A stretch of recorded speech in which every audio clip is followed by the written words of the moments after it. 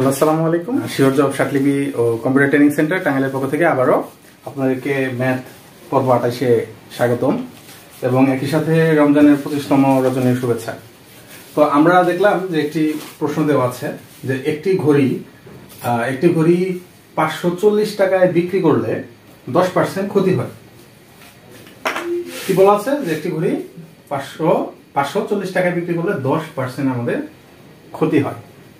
ঠিক আছে, তো ঘড়িটি 660 টাকায় বিক্রি করলে শতকরা কত লাভ বা ক্ষতি হবে, একদম ইজি একটা ম্যাথ। আচ্ছা, এখানে দেখেন যে ঘড়িটির বিক্রয় মূল্য কিন্তু দেওয়া আছে যে কত টাকা, 540 টাকা বিক্রি করা হয়েছে, তাই না? বিক্রয় মূল্য দেওয়া আছে কিন্তু ক্রয় মূল্যটা দেওয়া নাই, অর্থাৎ ক্রয় মূল্যটা আগে বের করে নিতে হবে, তারপরে লাভ হয়েছে না ক্ষতি হয়েছে সেটা আমরা পরে বের করবো। আচ্ছা, তাহলে যেহেতু 10% ক্ষতি হয়েছে না, 10% ক্ষতি হয়েছে, তাহলে 10% ক্ষতিতে বিক্রয় মূল্য কত হয়? তাহলে ক্রয় মূল্য যদি 100 টাকা হয়, সেখান থেকে যদি 10% ক্ষতি হয়ে যায় তাহলে কত হয়? বিক্রয় মূল্যটা হচ্ছে আমাদের 10% ক্ষতিতে বিক্রয় মূল্যটা হচ্ছে 100 বিয়োগ 10 টাকা, অর্থাৎ আমাদের আসে হচ্ছে 90 টাকা। ঠিক আছে, এখন ওই যে আমাদের কি আছে, বিক্রয় মূল্য দেওয়া আছে, এই জন্য আমাদের ক্রয় মূল্যটা বের করতে হবে। আচ্ছা, বিক্রয় মূল্য আমাদের কত হয়েছে এখানে? 90 টাকা। তাহলে আমরা এভাবে লিখবো যে বিক্রয় মূল্য যদি 90 টাকা হয় তাহলে ক্রয় মূল্য কত? ক্রয় মূল্য 100 টাকা। বিক্রয় মূল্য যদি 1 টাকা হয় তাহলে ক্রয় মূল্য কত? উপরে 100 আর নিচে 90, এত টাকা। একইভাবে বিক্রয় মূল্য যদি কত হয়, ওই যে দেওয়া আছে ফিক্সড, 540 টাকা হয় তাহলে ক্রয় মূল্য কত হয়?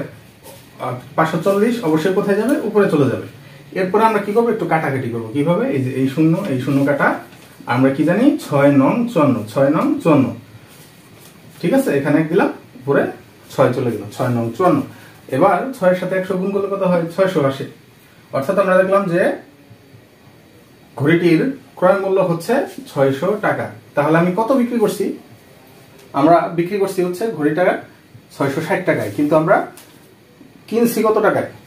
ঘড়িটা কেনা হয়েছে 600 টাকায়, তাহলে অবশ্যই লাভ হয়েছে। কত টাকা লাভ হয়েছে? 660 টাকা থেকে 600 বাদ দিলে যেটা থাকে আর কি, 60 টাকা লাভ হয়েছে। কারণ আমি কিনছি 600 টাকা দিয়ে, বিক্রি করছি 660, তাহলে আমাদের কি হয়েছে? এখানে লাভ হয়েছে। লাভের অঙ্কটা কত?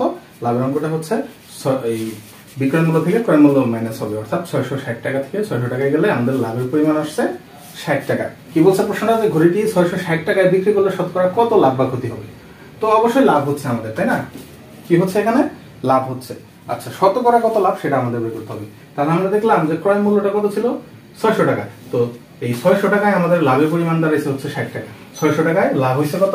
60 টাকা। তাহলে একে কত, 100 দিয়ে কত, এভাবে বের করতে হয় না? আচ্ছা, তাহলে 600 টাকায় লাভ হয় 60 টাকা, 1 টাকায় লাভ হয় কত? উপরে 60 নিচে 600, এত টাকা। একইভাবে 100 টাকায় লাভ হয় কত? 100টা অবশ্যই উপরে গুণ হয়ে যাবে। এখানে আমরা কি করছি? জাস্ট এই শূন্য কাটাকাটি। তাহলে কত হয়?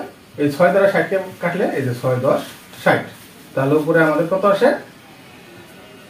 10, অর্থাৎ 100 টাকায় লাভ হয়ে হচ্ছে আমাদের 10 টাকা। তাহলে উত্তর কত পার্সেন্ট? শতকরা 10% লাভ হয়। ঠিক আছে, ধন্যবাদ।